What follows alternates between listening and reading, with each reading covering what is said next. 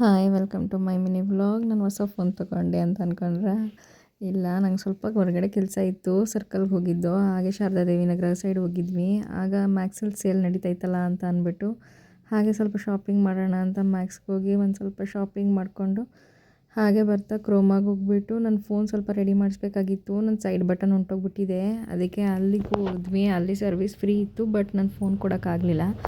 ಆಮೇಲೆ ತುಂಬ ಬಿಸಿಲು ಇತ್ತು ಅಂತ ಅಂದ್ಬಿಟ್ಟು ಒಂದು ಸ್ವಲ್ಪ ಜ್ಯೂಸ್ ಎಲ್ಲ ಕುಡ್ಕೊಂಡು, ಆ್ಯಕ್ಚುಲಿ ಫೋನ್ ತೊಗೊಳ್ಳೋ ಪ್ಲ್ಯಾನ್ ಇರಲಿಲ್ಲ.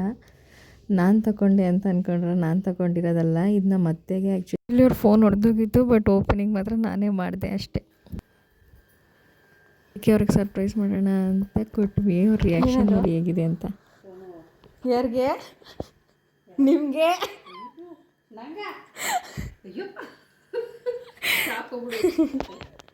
ನಿಜ 25,000 ರೂಪಾಯಿ